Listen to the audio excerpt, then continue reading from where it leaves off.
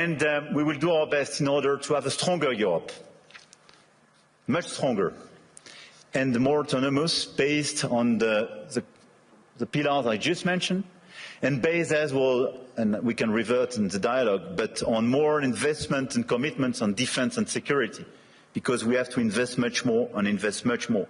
Because we do believe, and here in the epicenter of this continent, we do believe that we need more growth, we need more stability in this world, but we do prefer respect to bullies, we do prefer science to plotism, and we do prefer rule of law to brutality.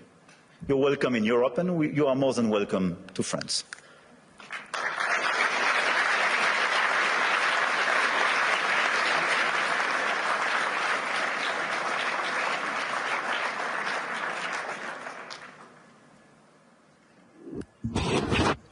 What I'd really like to ask you is, how has your last few days been?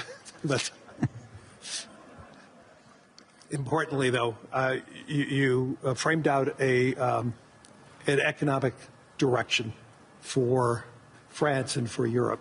If you had to prioritize to transform France and Europe as fast as possible, you close saying, yes, we are slow, yes, but what can we do right now to really accelerate it, to broaden the economies across Europe, that we have more participants? Is there any one silver bullet that you could do to really accelerate that type of growth? I don't think there is one silver bullet, but I think on the very short run, given the situation in some critical sectors, I think the European preference is a necessity because we are desynchronized with the others. And the second one is clearly a big bunch of simplification. The 28th regime, which is being prepared by the Commission, and the deepening of the single market is key. And this is why I insisted on capital market union. I think if we deliver European preference and capital market union, here are two game changers. Well, you know, I've been talking about the capital market union in Europe as one of the major hindrances compared to the U.S. And so, yes, but I do believe, as we witnessed starting last year, we're starting to see it accelerate this year, you're starting to see more international flows coming back to Europe. And so that is beginning, and so I do believe that will accelerate. But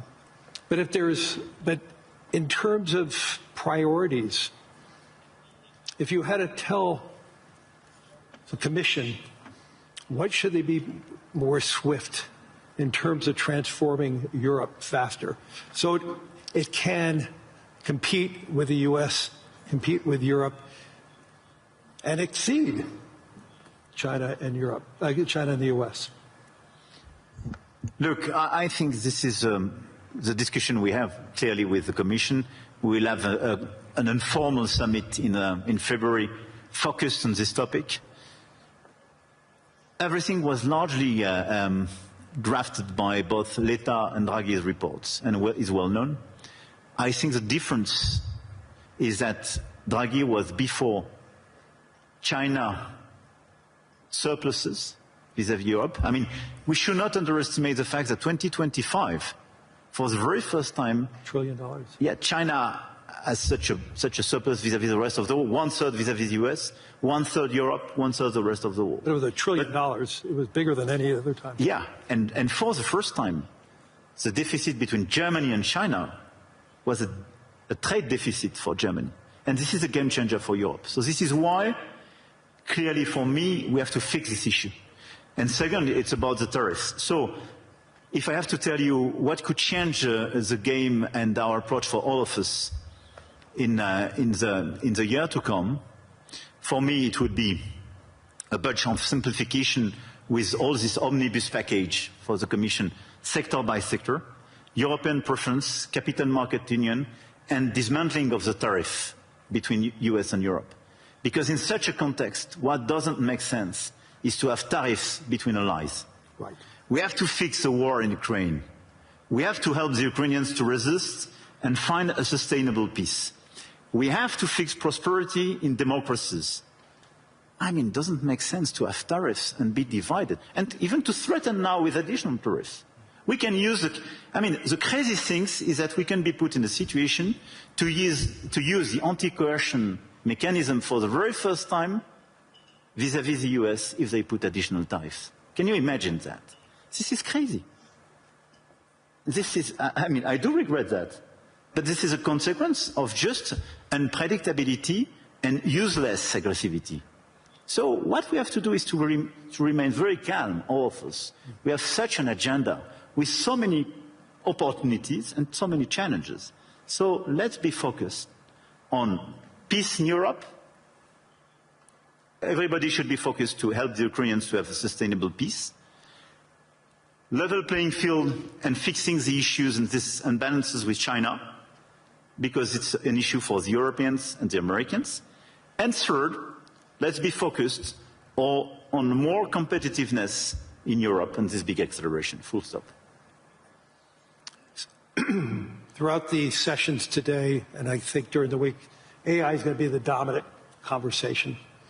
And the question is, how does AI develop in Europe? I know there was one conversation already being held on that.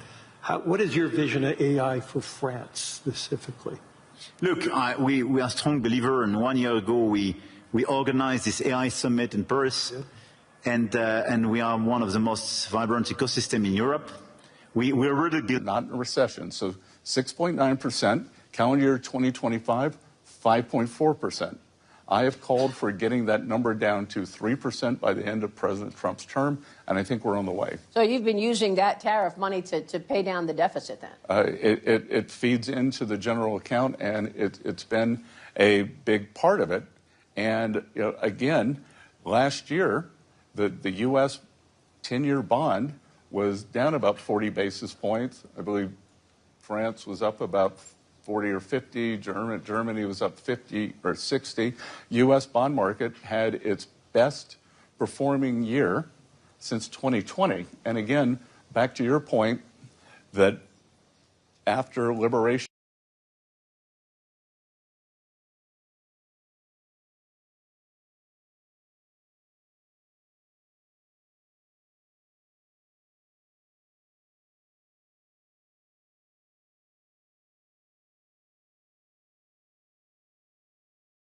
scientists, mathematicians, and so on, and we are increasing our training programs and our capacities, and we have several hubs being identified, and we have a critical ecosystem with LLM champions, but as well we have startup on AI and quantum, I don't forget them, which are extremely present in all these different fields.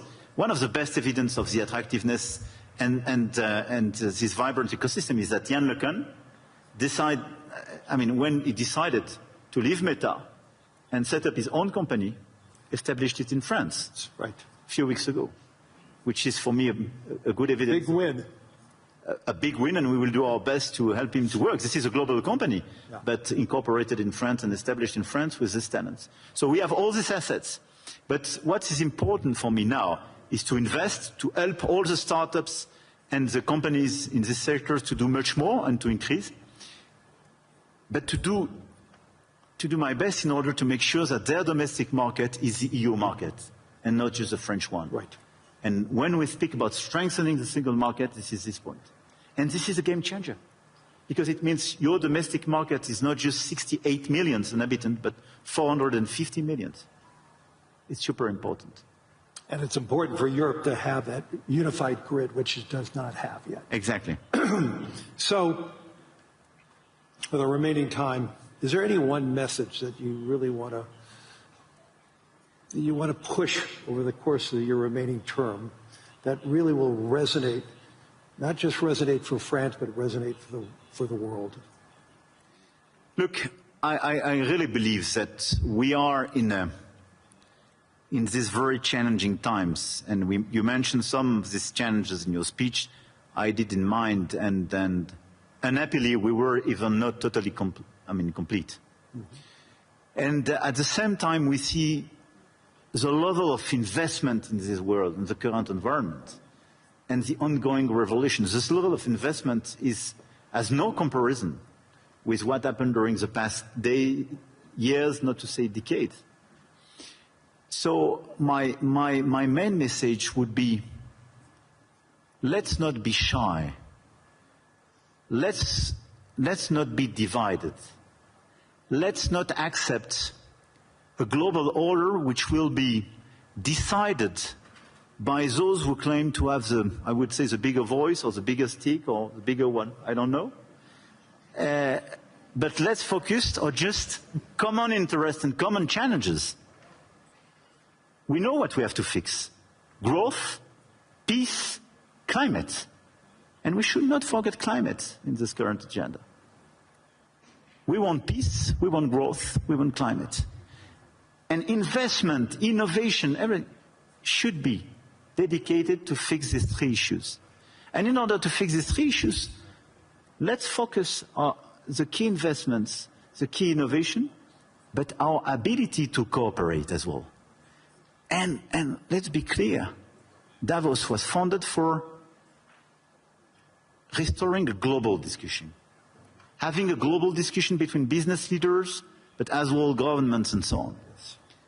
A global discussion is a discussion where everybody is respected and where you provide an improvement and a way forward for every place and every people in this world.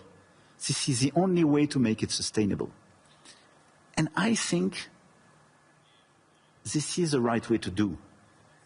And even if this is less present in the global debate today, we should focus much more on this approach. More cooperation, and let's focus on our key challenge to deliver peace, prosperity, and decarbonization of our economies for our fellow citizens. This is our duty. As business leaders, as head of states and governments, and we have everything in order to deliver this agenda. Just let's be coordinated. Let's not waste time with crazy ideas. Let's not open Pandora box or new topics. And it's not a time for new imperialism or new colonialism. This is a time of cooperation in order to fix these three global challenges for our fellow citizens. Full stop. We ran out of time. I want to thank the President of the Republic of France, Emmanuel Macron, for his wisdom, but most importantly, for your humanity and your leadership. Thank you, Larry. Thank you, Larry. I appreciate it.